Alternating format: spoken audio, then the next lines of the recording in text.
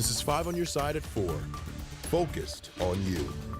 Tonight, 5 people are dead in a house fire in Ferguson, and investigators are searching for what sparked such fierce flames. Thanks for being here at 4. I'm Kay Quinn. Regional bomb and arson detectives are now on the case. The fire broke out early this morning on North Clay Avenue in Ferguson. 5 on your side's Diamond Palmer has been at the scene all day long. She's here live now with details. Diamond. Well, Kay, it's been an emotional day for both family and neighbors here on Clay Avenue. And just hours ago, family confirmed to us that a mother and 4 of her children were inside the home behind me at the time of the fire. Now, family says the youngest child inside of that home was just 3 years old. St. Louis County Police tell us at 4:30 this morning, Ferguson police officers responded to a house fire in the 500 block of North Clay Avenue. Police initially found 4 people dead inside of that home. Then police found a 5th person dead a short time after that, and 3 dogs were also found dead inside. The city of Ferguson's police department requested the St. Louis County Bureau of Crimes Against Persons to lead this investigation. Neighbors I spoke to today say the mother had lived in the neighborhood for the last 4 years. And he told me, no, that's my daughter and my 4 grandbabies, and my heart just went out for him. I'm crying with him, all I could do is just pray for the family. Pray for the family. Now, again, authorities have not yet determined the cause of this fire, but anyone with information is urged to call Crime Stoppers at 866-371-TIPS. Reporting live here in Ferguson, Diamond Palmer, 5 on your side. All right, thank you, Diamond. A new Missouri bill calls for a crackdown on expired temporary tags by making it illegal for mechanics to do repair work on cars that carry them. Lisa Renaud with downtown repair shop St. Louis Auto says it shouldn't be their responsibility to make sure someone has valid tags. In fact, she says the auto shop sees expired tags quite often. Renaud says they're not the biggest issue with shop dealers, but she does handle the situation with caution. I wouldn't say we're uncomfortable. We like to see them pick it up, and I feel like if they can't afford to get their plates, maybe they can't afford their repairs, so we're a little more cautious when we work on them. We make sure they know their estimate before we start repairing. We usually get half down. We make sure that we're going to get paid and the car leaves when we're done.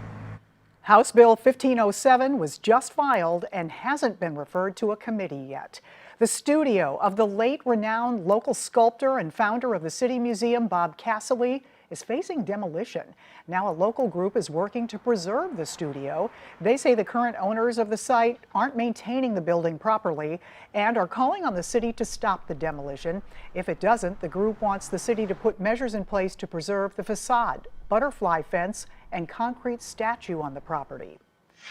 Mizzou's athletic director, Desiree Francois, is leaving her job to take the same position at the University of Arizona. That university announced a 5-year contract with her today. Francois earned her law degree at the University of Arizona in 1997. In 2021, she replaced Jim Sturk as Mizzou's athletic director after working for 4 years at the University of Nevada, Las Vegas. In a letter emailed to her supporters this afternoon, she expressed mixed emotions about the job change and said she was grateful for her time in Missouri. All right, we are back to that springtime weather pattern we saw before Friday's snowfall.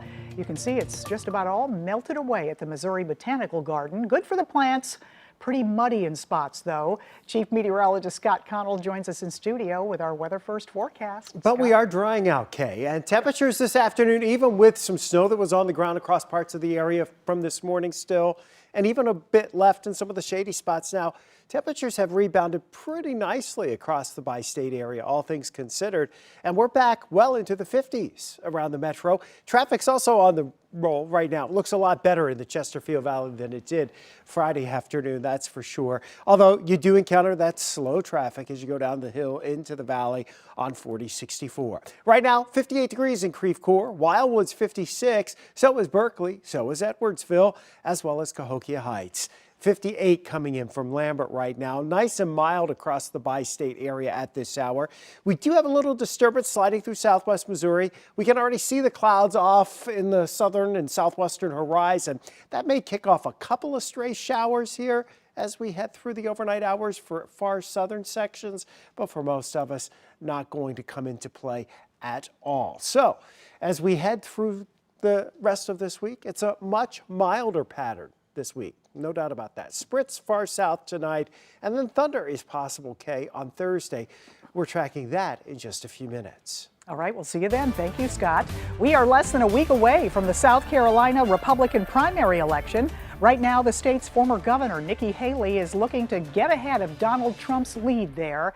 But Trump has secured several endorsements from Haley's home state, including Haley's former allies.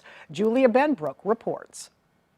A long list of South Carolina politicians have thrown their support behind former President Donald Trump ahead of Saturday's primary. One of his most notable endorsements is coming from former presidential candidate and South Carolina Senator Tim Scott. I'm not campaigning against Nikki. I'm campaigning for the future of America. Prior to the 2024 campaign, Scott had long been friends and political allies with Trump's last primary opponent in the race, former South Carolina Governor Nikki Haley. Haley appointed Scott to the Senate over a decade ago to fill a vacancy. You're going to see the U.S. Senate become stronger because of the results of Tim Scott. South Carolina is better because we have Nikki Haley as our governor. Trump is now using that detail as a line of attack, saying this as Scott stood behind him during his New Hampshire victory speech last month. Did you ever think that she actually appointed you, Tim? You must really hate her.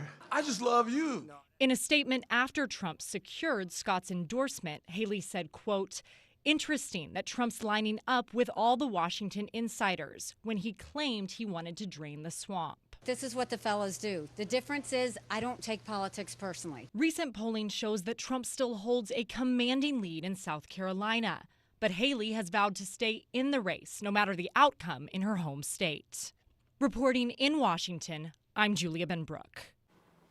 KSDK 5 on your side would like to apologize for a mistake during Saturday night's 10 p.m. newscast. During a story about the St. Louis chapter of the NAACP, the organization's acronym was accidentally mispronounced by one of our anchors.